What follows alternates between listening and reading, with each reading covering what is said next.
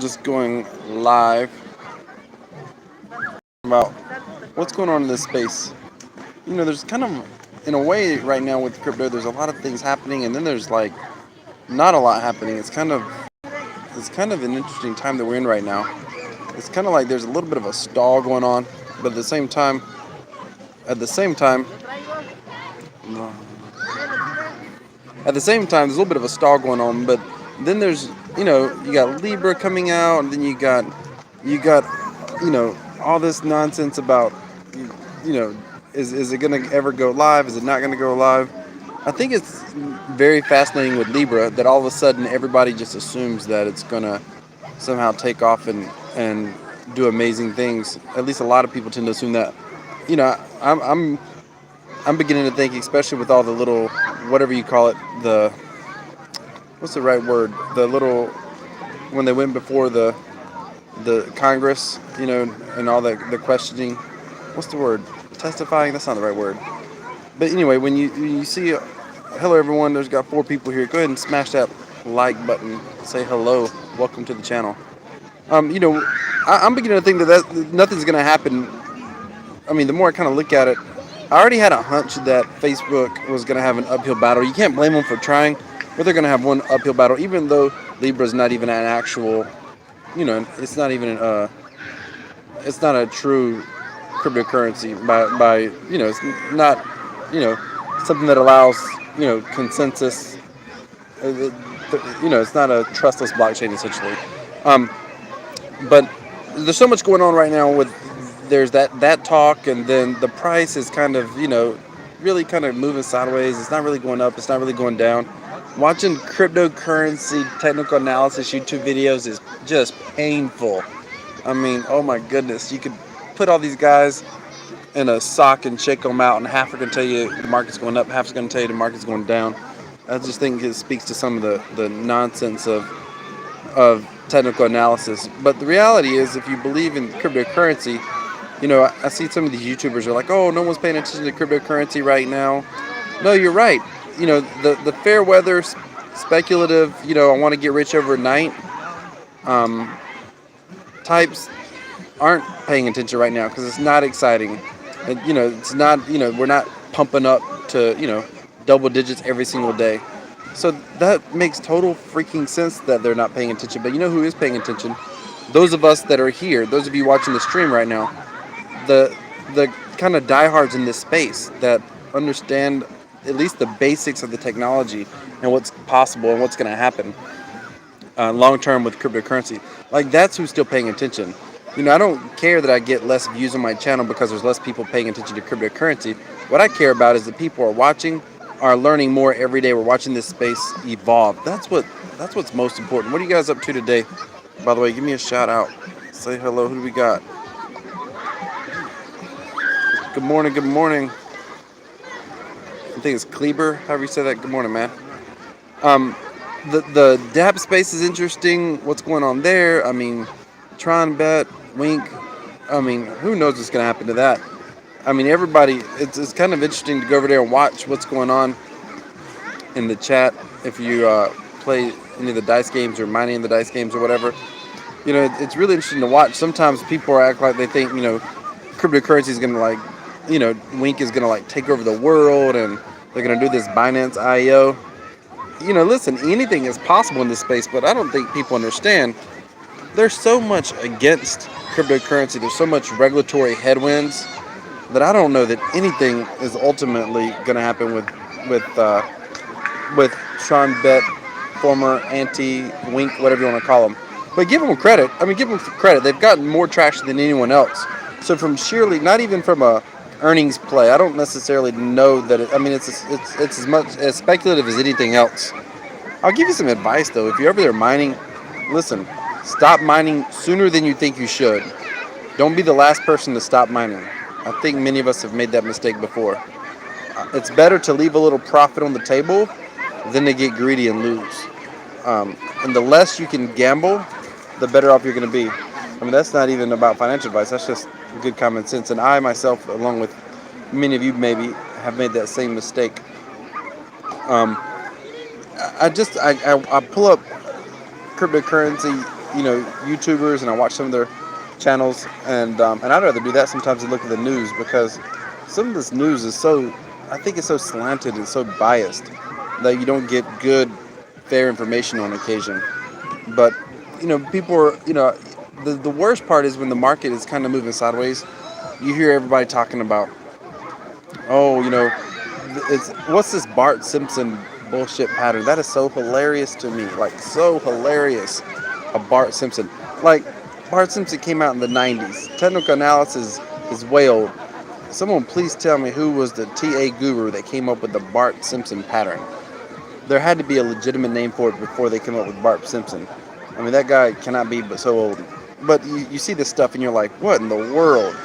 Here's the bottom line. If you want to know if you should buy or sell Bitcoin, you just need to ask yourself, do you believe that one day it's going to be worth more than it is today? And if that's the case, then you need to buy it. Period. When's the right time to buy it? Anytime that you got extra money that you want to put towards it, that's the right time to buy it. As long as you believe in the technology and you believe that the technology one day will prevail. Now, I'm in the school of thought that I think there's no way you're ever going to freaking stop it. That's my school of thought. And maybe it's not going to be Bitcoin, although I think it will be, because I don't see anyone coming close to it. But there's a lot of time.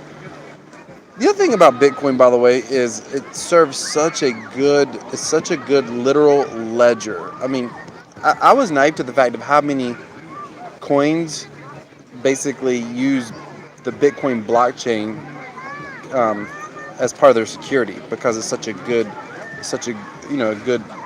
I guess you could say, database of transactions.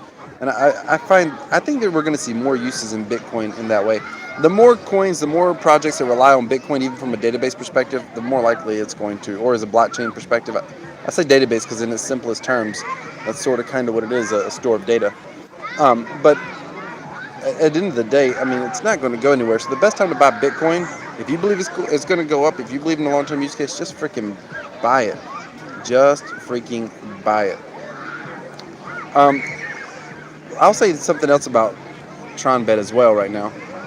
TronBet, what they're trying to do with Wink, no one has actually done before, and I think they've made strides, but like no one's been able to prove yet that there's a utility outside of gambling dApps, that there's a real utility use case for, like, no one's came up with a good utility dApp that people would want to use or need to use every single day outside of gaming, outside of gambling. That's been it.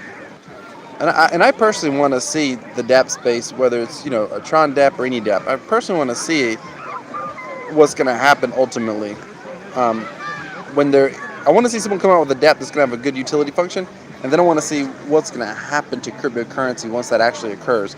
Now, TronBet is basically saying, hey, or Wink, whatever they're calling themselves now. By the way, what the hell is up with that? They were Win and then they were Wink. I mean, that's just crazy. The thing I think about is they've created a platform where they're like, yes, we're gonna, basically allow overlay of other dApps, not just gaming dApps. But I don't understand why you would even go to TronBet if you have, maybe because you want access to the user base, maybe, but that user base isn't. I mean, it's not even a good linear user base. Like, for example, if I came up with some sort of dApp that did, I don't know anything. Let's just name something random. I don't know, like a navigation dApp. Is that even possible? If I came up with something like that, why would the users, you're talking about just a utilitarian function, why would the users on TronBet be a good use case for that? I don't know. Why would you go to the TronBet platform, give up part of your profits? I don't know. I keep seeing these platforms saying that, and they all kind of do that. They're like, oh, 888, I think has said it as well. Oh, we're going to let other dApps lay on top of this. That's like just a good thing to say in this space. That's one of those really generic comments that you say, and no one's going to actually do it. I think Bankroll even said that at one point. Oh, other dApps can tie into our our dApp or whatever, or our platform. Why would they?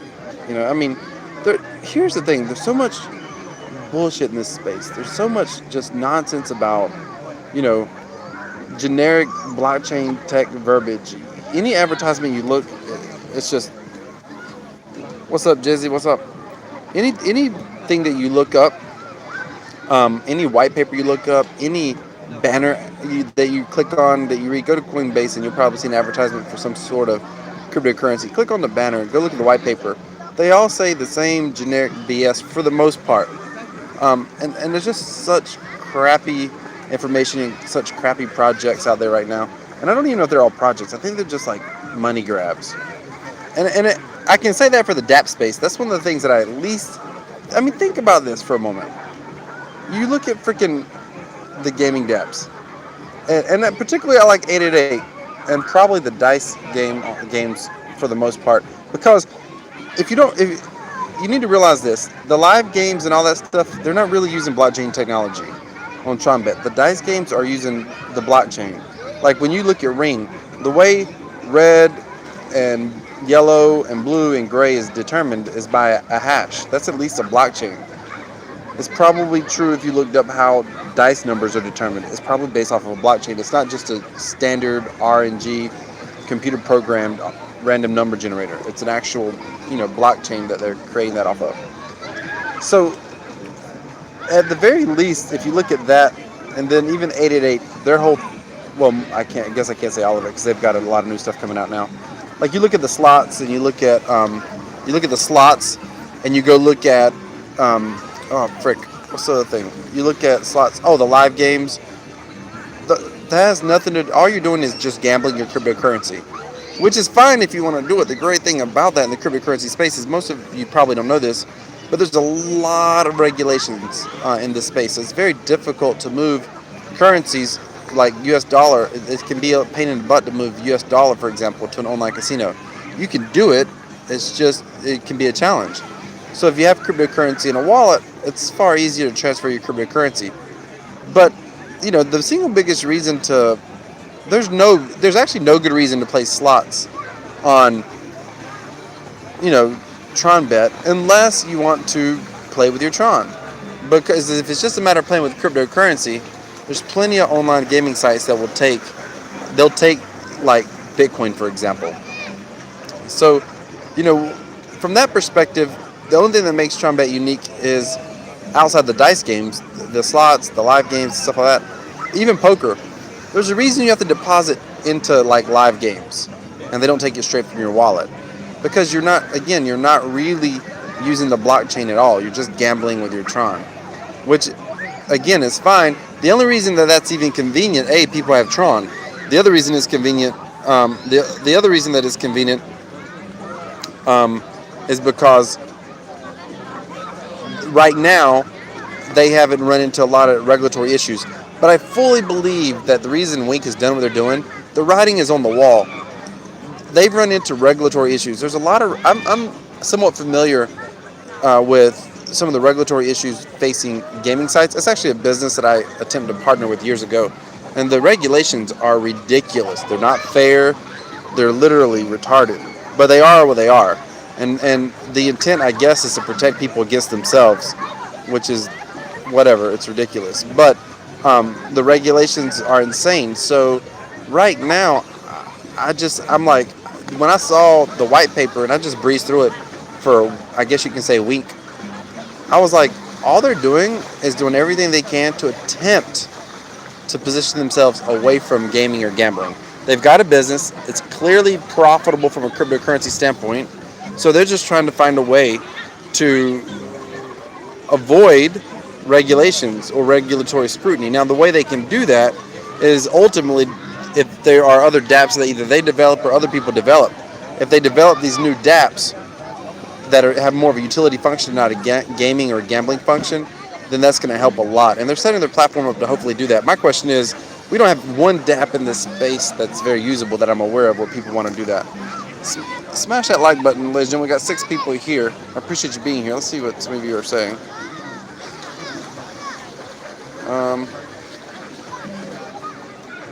Jizzy Max says all these dApps are complete money grabs. And then he says, yeah, but I'm mining. The key is don't overmine. That's the key. Don't overmine. Stop sooner than later. So are they all money grabs? Some of them are money grabs. I don't think all are trying to be money grabs. I think that the TronBet people are legit. Like, I don't I don't think they're out to be full money grabs. I think the reason they changed the tokens and all that, it's not good for those of us who have mined the tokens at all. Truce, how's it going? I appreciate that, Truce. Speaking of Truce, go check out that guy's channel. Freaking A. I'm behind on his last video. I think I'm behind on his last 2 videos. Truce, when you can get to some skits, man. Your last 2 videos that's popped up on my news feed weren't skits. Alright. I missed the skits, brother. I missed the skits. But your content is good. You speak the freaking truth. Social Security is a money grab. Ain't that the truth? Oh my goodness, you could get me down a bunny trail right now. If you want to watch crypto regulation, it would do you some good to go research how Social Security came to be. Filming a skit today in an hour. That's awesome, bro. Do you think Wink get to Binance will possibility get good gain? I think if Wink gets to Binance, it's going to go up a little bit, but I mean that might be the time to sell. I don't know what's going to happen beyond that. Again, Binance isn't even going to be available to U.S. users. I think it's by December. I mean that's nonsense. Hey, if Truce, I gotta say this real quick. If Truce is doing if you don't know his channel, it's not super easy to find Truce. You gotta brand your channel a little bit better. But if you go to the search bar and type Truce Crypto, you'll see the little smiley face that's showing up in the chat. I think it's the second or third thing that comes up. Go freaking subscribe to his channel. Go look at some of his skits. They're freaking funny. There's nobody in crypto doing what he does with his comedy, and it's freaking awesome. You gotta go check it out. He's one of the good guys for sure. But I think TronBit may go up once it hits Binance. I mean, Wink may go up once it hits Binance. But let me back up. Sorry. The reason they've created the multiple tokens, I think they're trying to get away from appearing to be a currency. I mean, security. But that's just a veiled attempt. I mean, it's just taking a small step in the right direction. But you're still earning returns off the various tokens. So again, it's a small step in the right direction. I just think they're doing their best to potentially mitigate potential regulations because they've got a profitable business. They don't want to freaking lose their business. That's really what it comes down to, I believe. And so we'll have to see what happens. But Binance is not even yet. Truce is in the building, and so is the pothead. Pothead, go check out Blaze. Anyway, the truth is that Binance isn't even be usable to the U.S. market, and currently on exchanges, U.S. market is a major market. So for almost any exchange that has access to the U.S. market, and practically any market, just for sheer population size and the ability to spend capital, the Chinese markets are enormous. The U.S. markets are enormous. So I think that, if you're in Wink for the long haul, just don't stake all your eggs in one basket. They may do something incredible, but they'll pull a rabbit out of the hat for sure.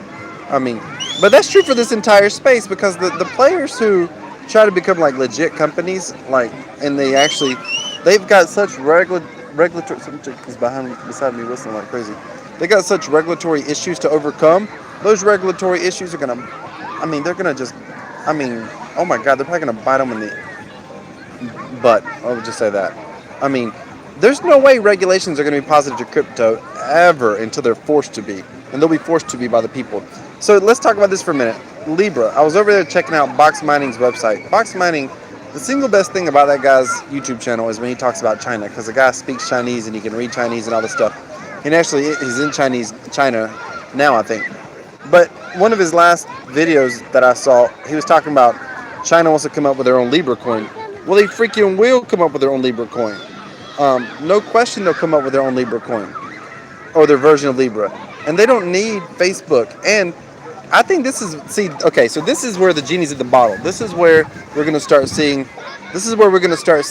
a lot of this is where cryptocurrency starts to go mainstream. This is how Bitcoin starts to hit $1 million.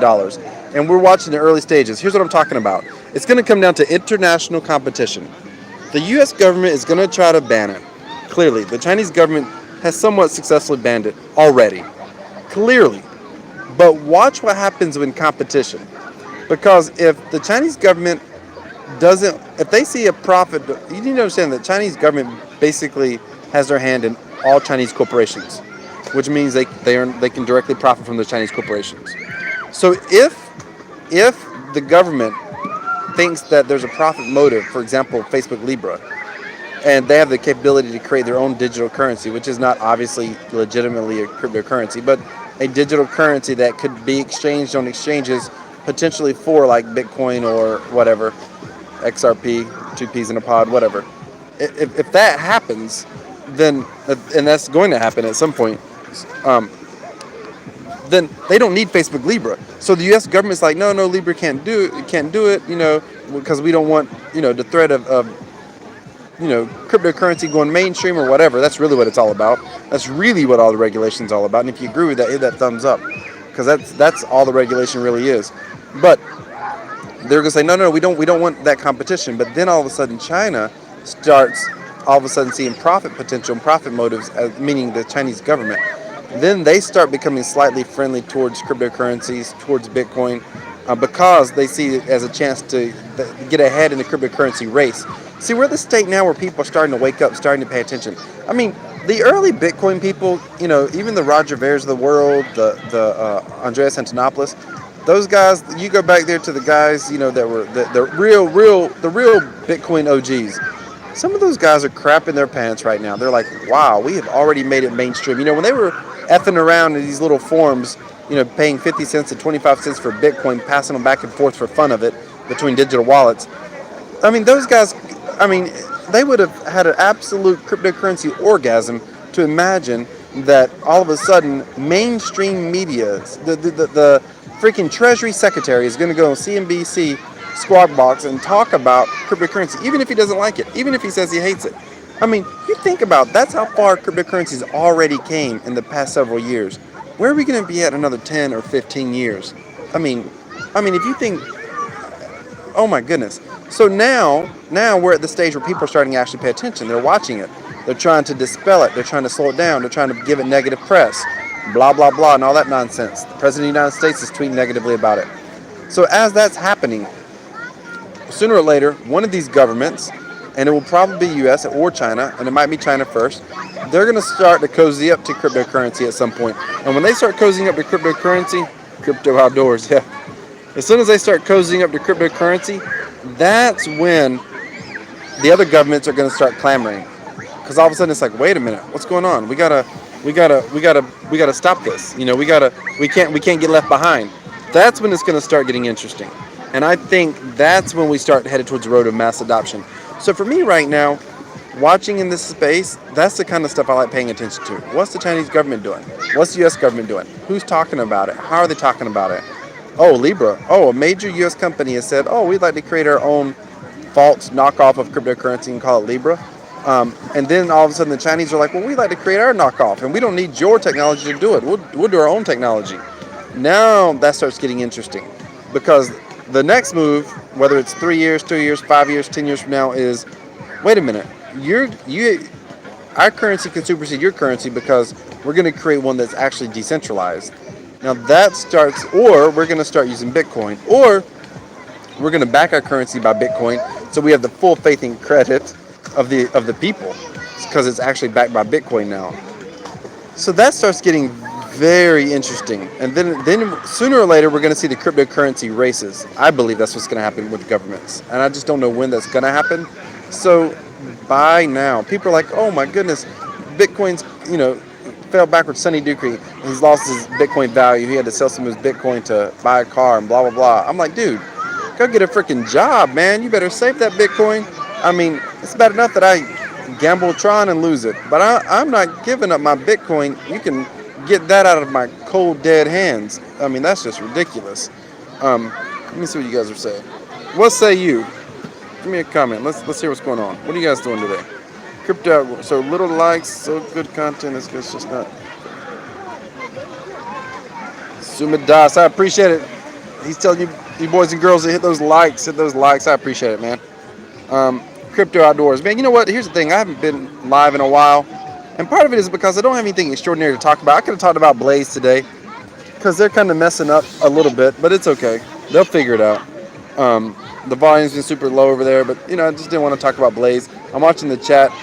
The unfortunate thing about Blaze, I told you that I have a little bit of experience in the gaming regulation space. Um, I also have a little bit of experience in gaming game theory. And the issue with Blaze is a lot of people over there in the chat talking about, oh, we should do this, oh, we should do that. They don't really know. They're just basing it off of what they want to see. They're not understanding what attracts the masses. And the only thing that has to happen with Blaze is more players need to get over there. Right now, TronBet is competing, but we just need more players to play in Blaze. That's the bottom line. And one of the ways to do that is to figure out how to get the rate to hit 1.03, 1.05 more often. That is the key. Everything else is beside the point. People are talking about, oh, we need a shorter timer, a longer timer. 10, 12-hour timer is what you need, not a 4-hour, 2-hour, 6-hour timer. Because when people are losing money based off of a timer, they're just going to quit playing. Anytime people are losing a tremendous amount, they're going to quit playing. You're always going to have issues over there with, people having bad luck and they're going to lose. But, a lot of people aren't playing Kings right now. Why? There's a 25% fee. And someone actually had the nerve over there to say, oh, I think that they should put the fee. I think what they should do with Blaze is that I think that I saw this earlier and I thought, what a moron! Like that is not how game theory works. He's like, we should put the way Blaze works is if you wager 100. I mean, the way Kings works. If you wager 100 was if you win the throne. If you lose 100 Tron. If you win, you get 75 back. So it costs you 25%. But that 25% goes towards the rate. It causes the rate to go up. And if a challenger comes in and they hit you they have to pay 100. If they lose their 100. You get 75% of that. 25% goes to the rate. That's 25% edge. That is enormous. And somebody said, but it's effective at getting the edge up, the rate up. Somebody said, oh, what we need to do is give less to the winner. In other words, you don't get 75%, maybe you get 50% or 25%, and more to the rate. And I thought, who is going to play a game where you pay 25% if you win even? I mean, you can't, you're just going to make people go broke faster. That's not effective. That was the dumbest thing ever. I read that chat and I'm like, gosh, goes against basic gaming theory. I shouldn't be so strong, but it's a bit frustrating. The devs have figured it out. They're new to this. They've never actually developed a game. Clearly, they've never developed a game, but they'll figure it out. They'll figure it out eventually. I got faith in them. That's why I'm holding all my Blaze tokens. All right. Well, ladies and gentlemen, it has been fun. I guess I'll hop off of here for now. I could do a whole live stream just on Blaze. I just watch it and I think, my goodness.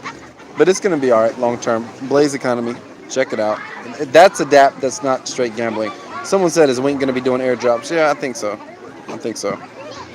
Just here's the key. Be careful with these dApps. Be careful with gambling. Even when you're mining, keep in mind that's just an incentive to get you to gamble. And you've got to be able to earn enough in divs. So you want to be one of the people stopping first. Don't mine to the extent that you never recoup your cost. Don't be afraid to leave a little on the table. Don't get greedy. Ladies and gentlemen, don't get greedy. All right, thank you so much for watching. Thank you for being here. We are going to wrap this up. So long, everyone. It's been fun.